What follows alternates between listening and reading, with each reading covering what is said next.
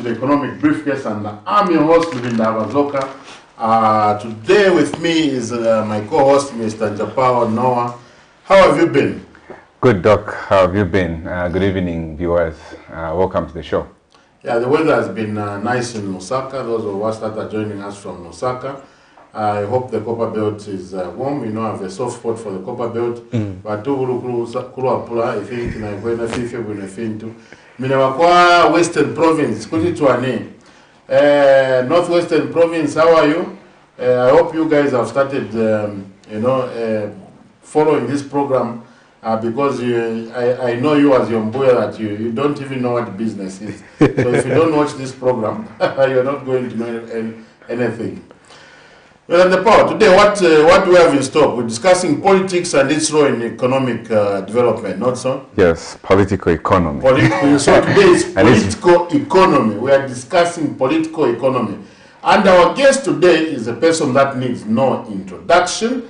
Is a person that is seasoned, is a mentor, entrepreneur, is a person that is going to add value to, to our show. And with him today, we are discussing politics and its role in national economic development. Mr. Jackson SILAVWE, President of the Golden Party, good evening. Good evening, Doc. How are you? No, we are trying. We are suffering from low liquidity levels. It's not. It's everywhere. This evening before I came for the show, I ran one or two businesses, and two of them, when they walked in, they just said zero. And others also came in and they said zero, no sales. Wow. No sales. So I do understand. And especially if you are coming from battling a cough like me, and then you begin to hear such news, you almost relapse back into the cough. We hope that we shall support Mr. President here, both in business and in. Let's buy things from each other. Exactly. And as a tradition, we go straight into what is transpiring on the commodities market. Japan, what is market updates? Let's look at a few indicators on the market as of today, the 21st of July 2022. We'll start with the exchange rate. The average exchange rate, let's see how the quarter is faring against the four major currencies. So the dollar closed off selling at 16 kwacha, 52 ngwe. The pound closed off selling at 19 kwacha, 71 ngwe. The euro closed off selling at 16 kwacha, 85 ngwe. And the rand closed off selling at 96 ngwe.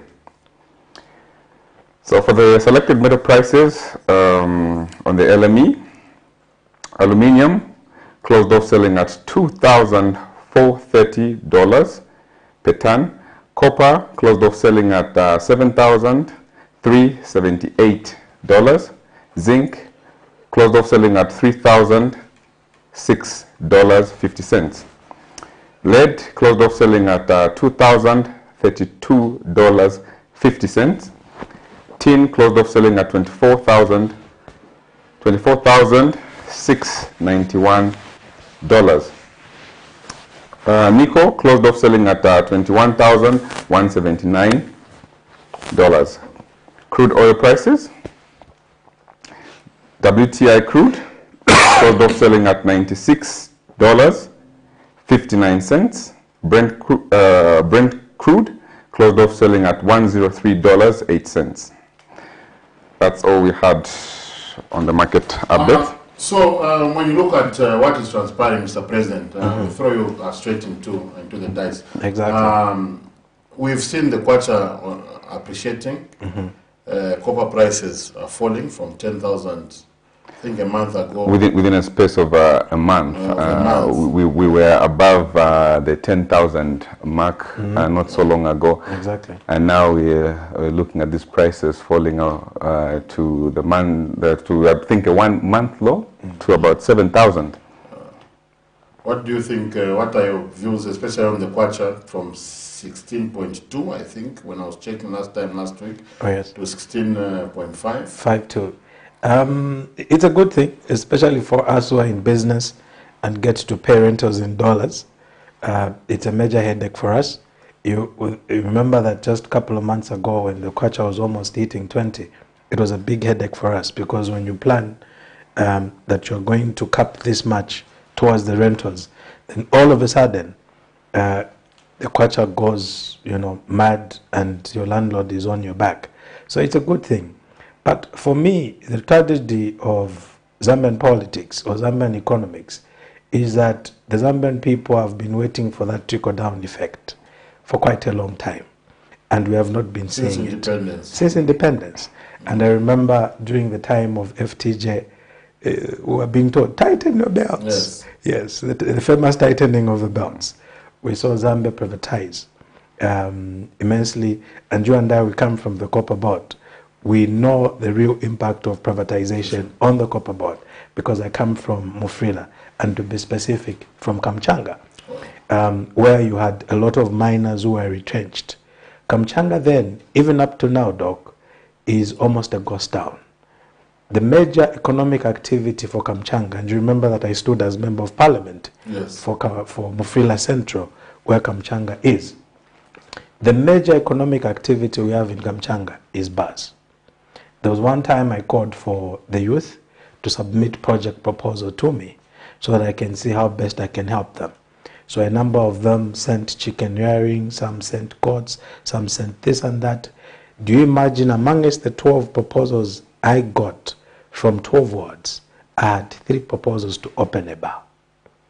Because people woke up in the morning and just got to drink.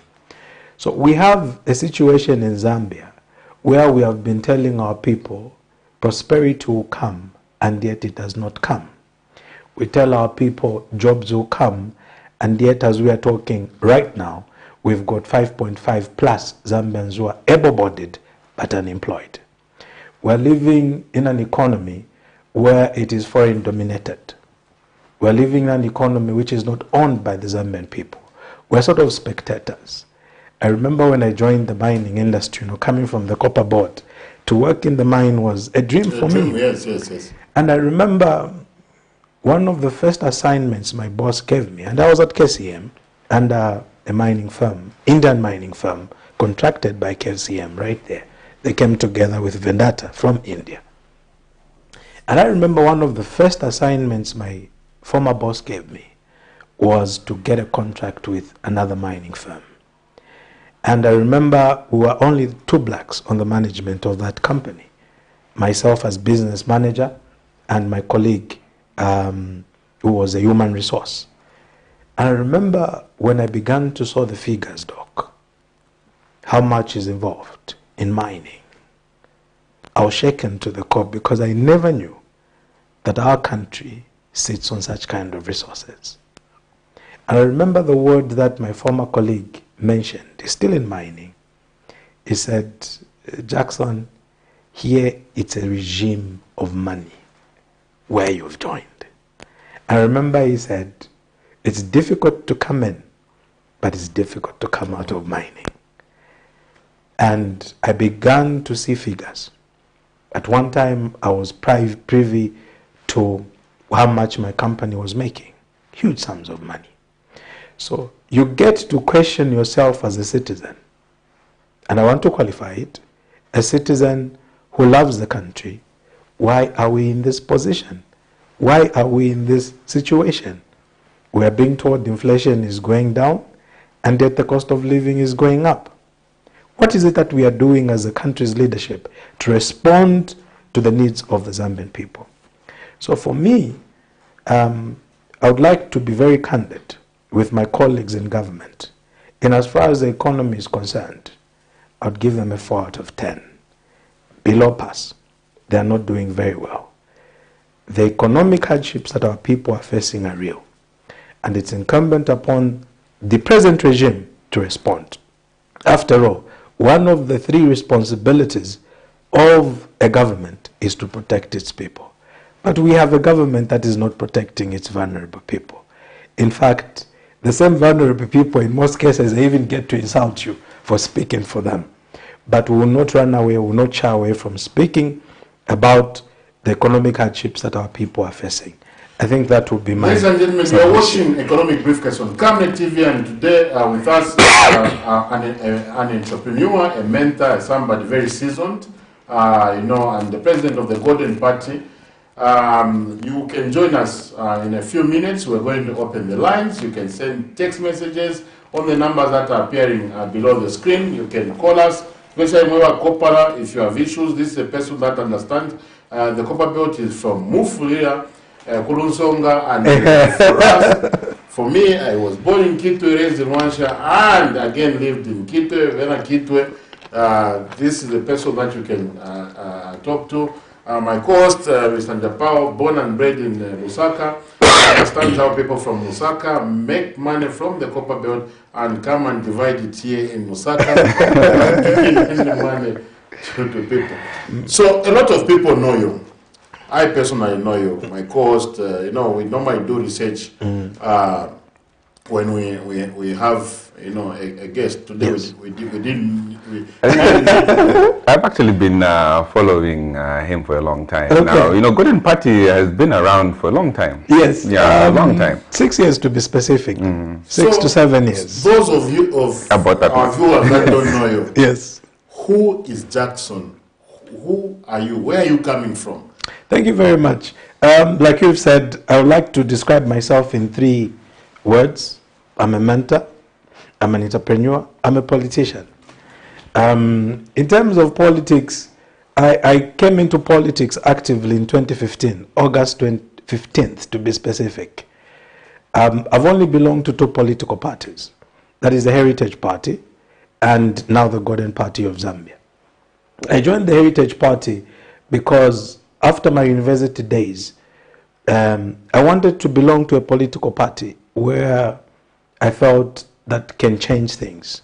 And I began to scan the environment as it were then. The Patriotic Front under President Michael Sata.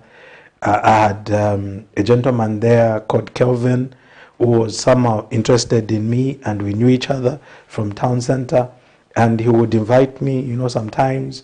And I must say that the first manifesto I purchased then was actually for the Patriotic Front under Michael Sata, because I wanted to understand what do they represent. And I also followed his politics, but at some point I thought that things that he was saying were a bit populist than more realistic.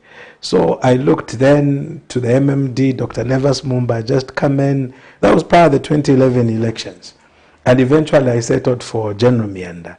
And I joined, and I worked closely with him in the 2011 general election. And you know that after that, we didn't win. There are certain things that us who are very close to General Mienda thought should happen after the election, and they didn't happen. Some of my colleagues received government appointments. They went, some of them went back to corporate. I still remained a little bit. I must say that I was the last man standing around the core team, as General called it, prior to the 2011 general elections. And then after the elections, just I think 2 days after the elections, when President Michael Sata was announced President of the Republic, I got married to my high school sweetheart, Katongo. And when you marry and... So you have done 2 terms now. So when I got married, I sort of wanted to stabilize my family, my wife, and all that. So I sort of stepped back from politics and concentrated on business side. I had an office at Findeco, and my business was doing very well then. And one of the days, a gentleman walked into my office. I knew him very well. And he said, there are people from KCM. They're looking for a BDM. He was running a firm right there at Findeco, a human resource firm. And he said, so far we have given them 3 people, and they keep on saying no. And he said, sir, I know you're not looking for a job. Imagine I've just bought my first small car from the small business that I was doing. I was a supplier, I was doing 1 or 2 things. And I bought a red Nissan March, I remember very well, from the real estate business that I used to run by the side. And I told him, I said, listen, I'm not looking for a job. He says, no, Jackson, sir, I want you to meet this guy. So we arranged for breakfast at one of the restaurants. And I was relaxed, In fact, I went there, I wasn't looking for a job. And then this gentleman introduced himself as the HR manager for this mining firm, and we began to talk. As we were talking, he turned to my friend and he said, "This is the guy we've been looking for." And in my heart, I'm saying, "No, I'm not the one." So, as just, out of, I said, "How much are you offering in terms of salary?" And then Doc, he mentioned figures. I said, "Okay." I mean. All right. Then he said, "Oh, plus that, there's housing allowance, there's my wife was pregnant, Yes. and he's like, "No, and then we'll take care of your hospital bills." I was like, "Okay, so what do you say?" In my heart, I was like, "Okay, now this is good." But you need to be professional, Doc. You don't just answer because Yes. you seem desperate. Yes. So I said, "Sir, give me time. I want to go consult my wife, So I called my wife. Later on, when I went home, she was like, "What are you waiting for? That's some good money. It can push the family. We can do 1 or 2 projects." And to cut the story short, I went to the mines. Unfortunately, during that period, I received a government appointment. I'd applied in government. And I was supposed to be a district agricultural something, Yes. For Mufumbwe. And it was a good position, especially for a new entrant. Yes. And I prayed about it, my wife prayed about it, and we felt it wasn't for me. So I wrote back to Cabinet. Of course, my family rose against me, said, "You are not thinking well, in government there's job security." So I wrote to Cabinet office, I said, "I'm unavailable." And when my boss, my company I was working with, I was then in Chingola, got wind that he had been offered a job, they actually added my salary by 50%. Wow. Now, Doc, this is a company that has just increased my salary because they heard. And I just confided into my colleague. I said, "Listen, I don't want you to tell the boss anything, but there's this letter that has come and I'm still thinking about it. And I also want to consult 1 or 2 people that are key in my life." And somehow he got alarmed and he phoned India and said, "Jackson is about to leave." That same evening, I received an email from my boss. It says, "We've just raised your salary, we've had this. But of course, I didn't want to leave. But of course, it was a plus for me that I received that peck. Now, Doc, the sad thing happened. Just a year after they gave me that increase, and I wrote to Cabinet office that I'm unavailable, my contract was terminated. And there I am, and I'm thinking, what do I do? I've got not only, do I have a firstborn son, I've got now a second-born coming. I've got a plot that is at knee level. And I'm thinking, what do I do? And it was that kind of termination where they terminate your contract today and tomorrow they pay you everything. And then you calculate, we'll do this and okay, we'll do a business. And then you begin to think, I've left business for a while, what do I do? But of course, several years later now, the story changed. But of course, as I stabilized my family financially, I made a decision also to go into politics full time. So Jackson I was born in Mufila at Kamchanga Hospital. My father was Japhet SILAVWE, he's late, a man who I learned a lot of things from. My mother is still alive, Noreen Mumbachwasha, quite known in Mufila. We're one of the oldest families in Mufila, just to put it on record, but she's not in Mufila now. She's staying with my sister in Solwezi. From my dad, we are 3. From my father, we are 7, and I'm the firstborn. I'm a holder of a bachelor's degree in development studies. So as you were saying, political economy, I'm very familiar with those terms. Having been taught by one of the best lecturers that I've ever come to know, SILAVWE, he was at University of Zambia. Mr. Donald, who was the former presidential economic advisor to President Chiluba, if you remember then. Those are the people that taught me. Professor Dixon Mwansa took me in communication skills, So up to now, SILAVWE, we've become good friends, from a student to a friend. you know, as it were. So I'm a businessman because, you know, you cannot just be there and not do anything, you know, because in politics you will be abused. So I've got a very strong background in business. Just a few weeks ago, I was talking about my business path with Money FM, just trying to encourage more people to get into business. I must say that up to now, I'm not looking for a job, and I'm not making a mistake of going back, but I think I'll grow with what I have, pass it on to my children. Yes. So coming back now to Zambia, Zambia is a very youthful country, and you know, your path, you know, basically, you know, gives hope to, you know, a lot of youth that it's not always about a job. Exactly. It's sometimes, not sometimes.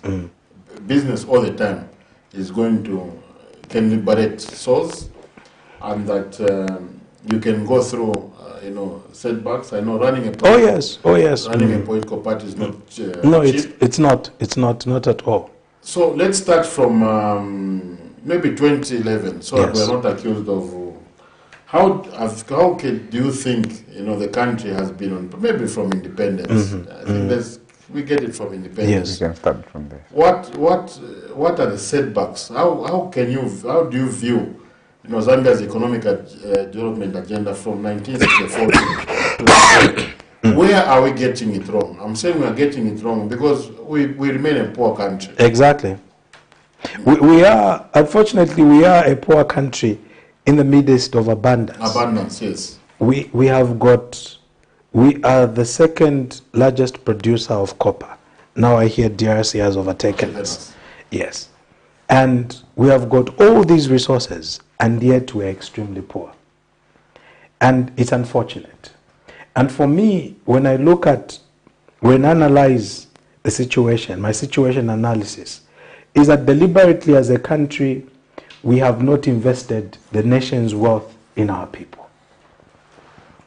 Zambia experienced very good economic performance from independence up to mid-70s or late 70s when the economy began to nosedive. There was an ambitious program by Dr. Kenneth Kaunda, something that I truly support, the nationalization of the mines. That one, I've got no apology. I support it even up to this day. There are a lot of politics that were involved, patronage and trying to please cadres and all that. But Zambia has never had an opportunity, for example, to run the mines on profitability. We involved politics there, and we saw a country beginning to nosedive. But Dr. Kaunda, may he so rest in peace, and I had an opportunity to meet him before he passed on, is that they worked very hard. They developed the industry of this country. Zambia was producing cars. Zambia was producing tires. Zambia was doing this and that. He created such a strong economy, so much that if anything happened, at least we had a fallback plan. Now, there was agitation in the late 1980s all the way to the early 90s of us returning as a country to multipartism. And with the coming of multipartism, there was a strong drive by those that advocated for multipartism, and to be specific, the MMD, where they said, no, we have to go the liberal way. And there were famous quotes. Government has got no business in business. Yes. They told us that. And they told us we are going to make sure that from the shortages of the yesteryears, now you are going to have plenty. And they achieved that to some extent. The famous DCMs came, the buses and all that, you know, as opposed to UBZ, as it were. But they also started a program that has brought a lot of repercussions on our country, even up to this very day. They decided to privatize, but not to privatize to your own people, but to give our entities, our economic assets, those that held the economy, to foreign nationals, to foreign companies. And people came, we saw the demarcation of companies, and everything was just sold, as my former partner in business used to say, cut, cut, cut, cut, sell, sell, sell, sell, sell, cut, cut, cut, cut, sell, sell, sell, sell. So we were in that scenario. And from that, We had a country which was now less industrialized. Almost everything that we have in Zambia, we import. We have got now high levels of poverty in our country. And all these things came in. And I remember very well, and we reviewed a lot of literature then, being a student of development, where now there was now the structural adjustment programs that were imposed on us. That you need to do this, you need to do this for you to qualify. Sort of something like something that is happening right now. It's a cycle, it has repeated itself. Even now, as we are negotiating with the IMF, this delay is not because the IMF doesn't like us. It's because they are looking at us to fulfill some conditions that they have prescribed. And some of them, you can see them if government has not disclosed. So even then, it was like that. As at now, you've got a country which is highly unemployed. You've got a country where the poverty levels are very high. We're talking of 66%. People are in abject poverty, living below $2 per day. It's a sad scenario. Now, when you have a country like that, again, I go back. What strategies have we done as a country to make sure that we protect those people, to make sure that we lift people out of poverty? Zambians, we are not doing that. And I want to say this very clear to my fellow Zambian people. Zambians, we are not lifting people out of poverty.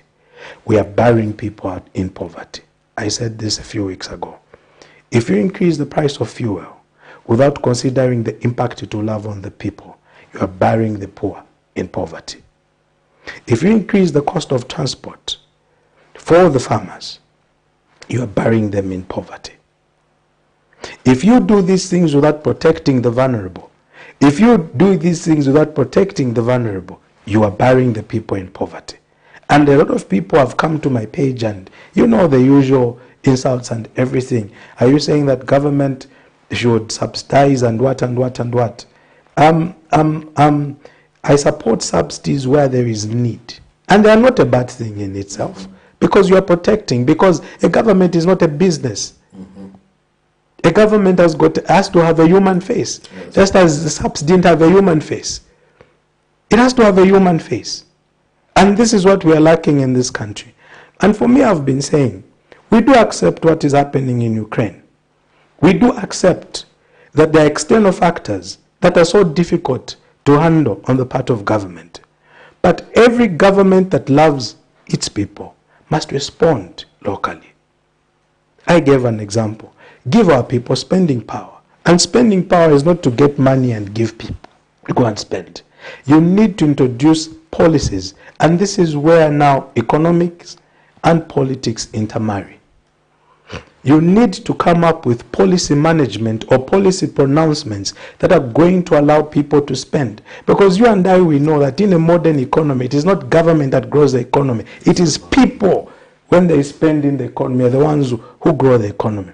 It is when that newly recruited teacher thinks of and says, oh, SILAVWE does this kind of business, I'm going to buy from him. Then SILAVWE gets the money and pays the worker. Or SILAVWE opens another branch on the copper board and employs more people. That is how the economy grows. Now, you are in a situation where you have got a government that has not responded locally on the global economic crisis. We've proposed a few things. Remove tax holidays on the mines. They're the guys with money. It takes me back to what I said in my preamble. They are in another money regime. That's where the resources of the country are. Let them pay representative taxes.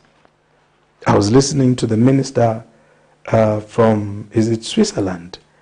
If I'm not mistaken, or Norway, but one of the Scandinavian countries, where he's saying, for us, we've given them a tax of 70%. I don't know if you saw that video, which was trending last week or the other week. And he says, for every gas they mine from our country, 70% is ours. And when they calculated also the other taxes, they actually get close to 80%. We give them 20%. So President Kenneth Kaunda comes in, understands that the mine are the lifeline of our economy. Of course. He nationalizes. We are food in 1991. We liberalize. Through privatizes, give away prices. Big mess. It was a big mess.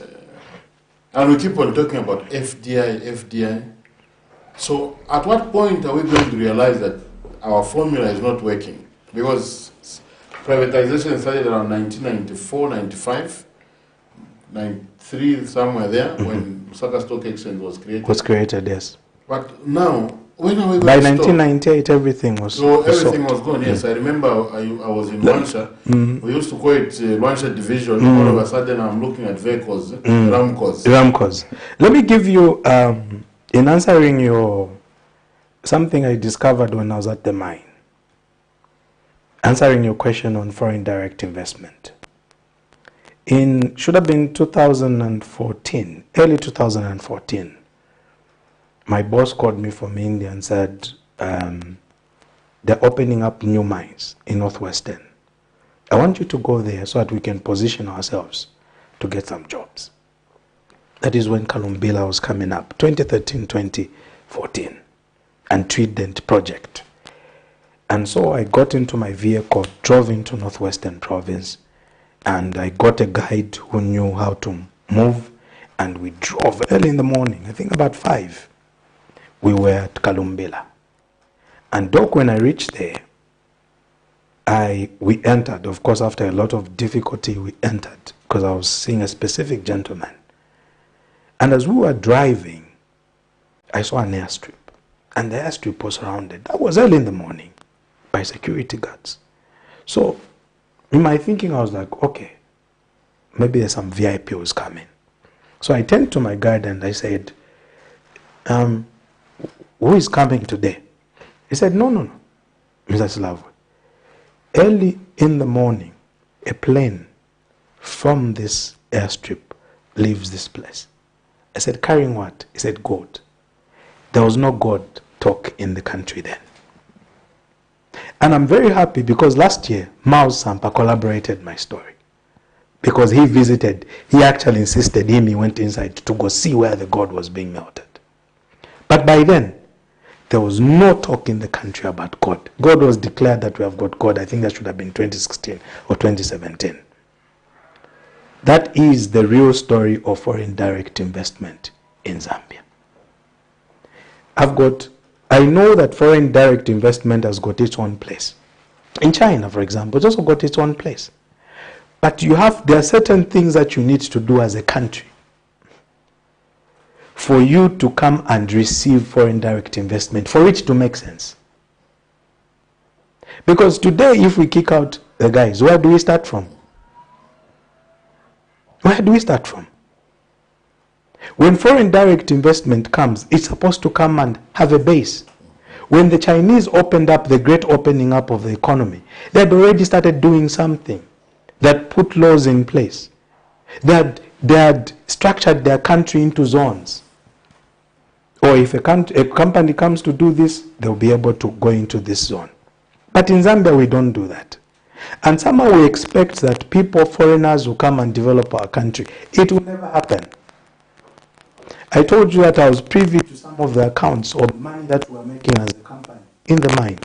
The only money, Doc, that used to remain in the country is that to pay us the workers. And it was a little amount. The real money will be taken. If the money doesn't go, I had a friend of mine who was a relationship manager at Investors Bank some years back.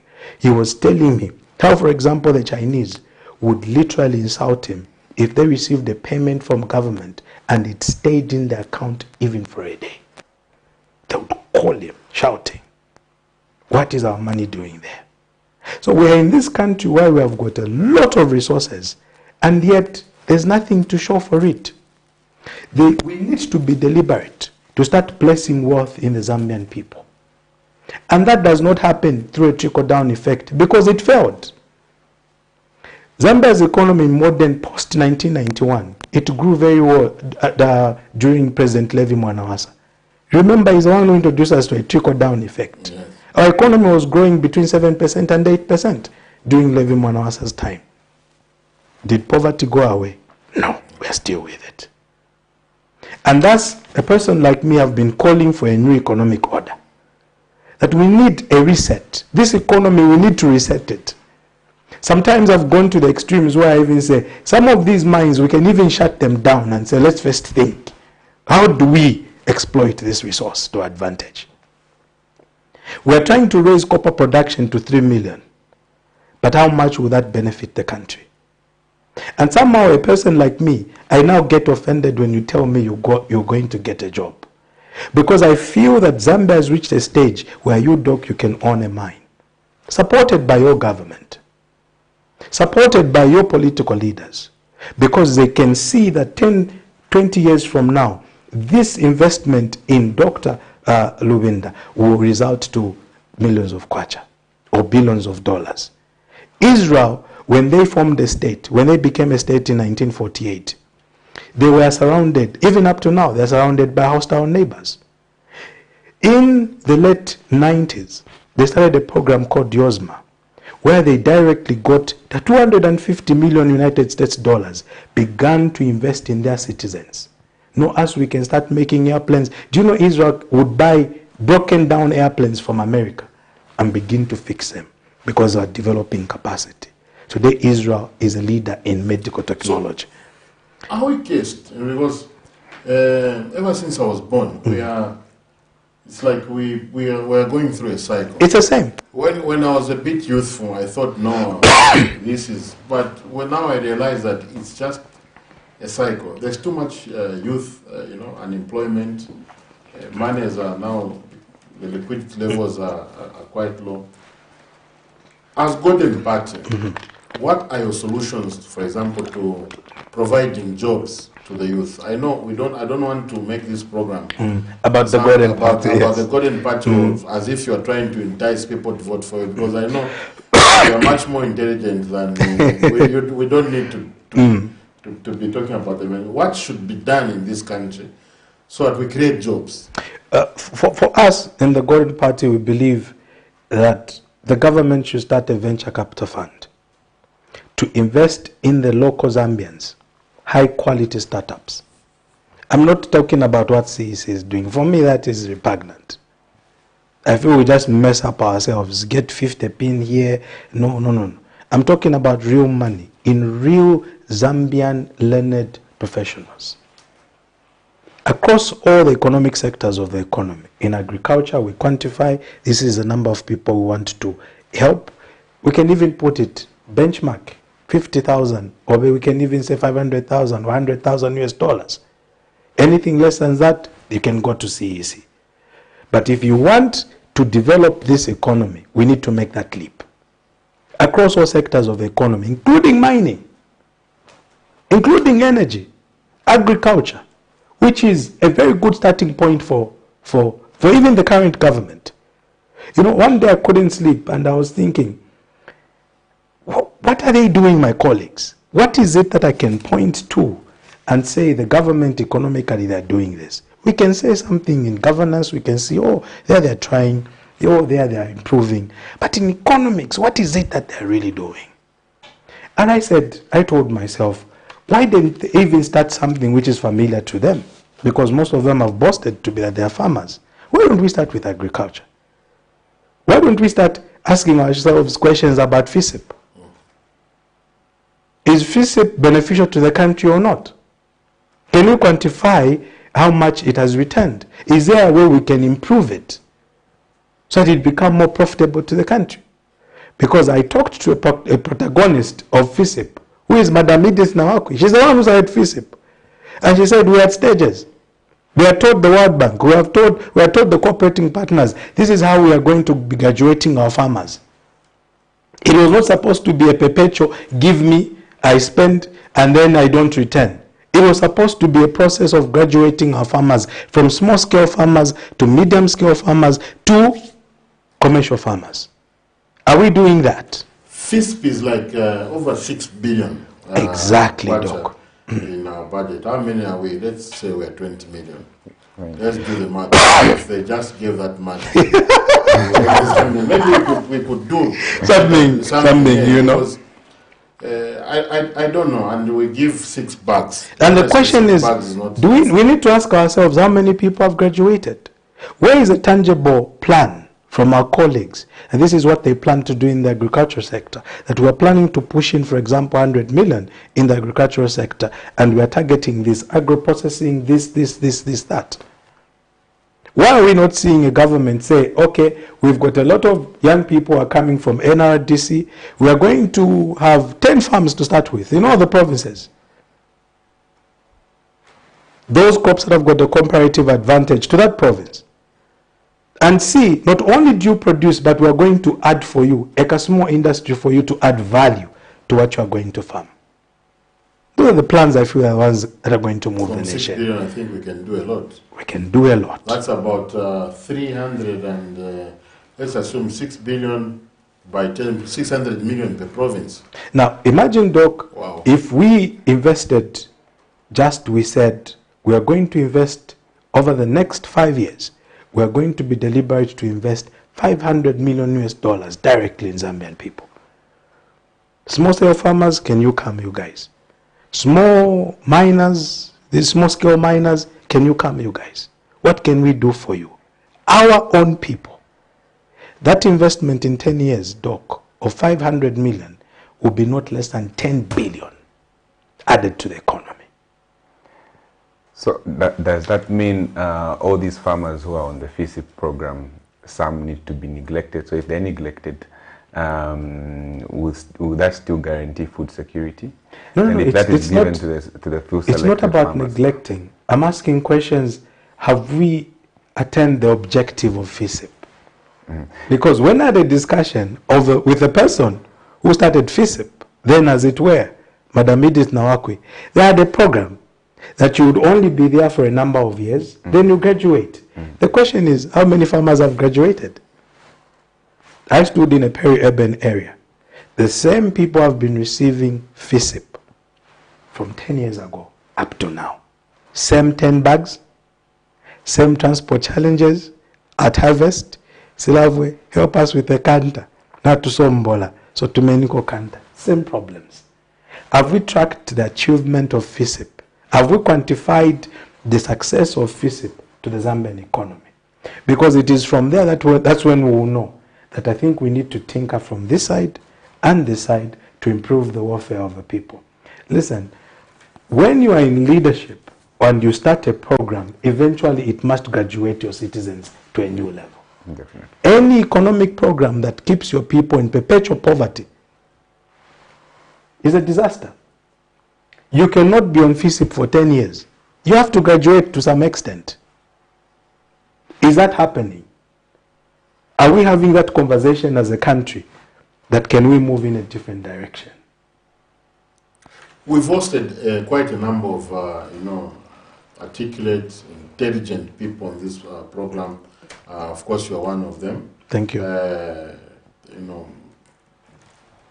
I personally think you are, a lot of politicians are misunderstood, including you on Facebook by a certain section of the population, but not everybody, but just a certain section. My brother Sean Tembo, brilliant gentleman, the best graduating student from CBU, also has great ideas. Our current president also has ideas, articulates. I've been following for some time. Socialist Party president, member. Yes, Dr. Fred. Dr. Fred is very, very intelligent. I think he's a reservoir of wisdom. We have vibrant ladies like Madam Kateka. Yes, yes. In the patriotic front, you have also brilliant minds there. When are we going to sit down? Because we need to sit down. I think we are not sitting down. No, we are not. When are we going to sit down, all of us, to say, colleagues, let's stop sending each other deck on each other. Let's stop insulting each other. Let's look at Zambia. This is the Zambia we need to develop. At least for you opposition leaders, when are you going to sit down? Maybe you come up with one concrete program, then you go and meet government and say, let's move it. Because everything you say outside from the opposition is treated as if it's an attack. Yes. So from what you are saying, is it the way of politics, the way of governance, or? Our politics right now, they're very toxic. And I'm happy that you are talking to me who presided over political parties. Up until December, I was chairperson for all the political parties. One of the things that kills you politics... were the alliance as well? No, I was the chairman for ZCID. Okay. So all the political parties belong to ZCID. And I was elected their chairperson until December when I resigned. When you get to talk to colleagues, there's a lot of mistrust.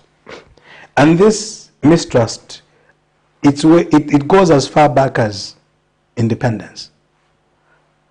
You know, where people sabotaged themselves, the leaders, and some of them seemed to be more pronounced. Instead of forming one block, this broke away and achieved independence, and the others were left out, and at some point through one party state they were brought in. But that mistrust still continues up to this very day. And you are very right. And I'm one of the political leaders that has consistently called for an economic indaba. Remember even the time you were at Economic Association of Zambia, I did actually reach out to say we need to meet. Unfortunately, that meeting never happened.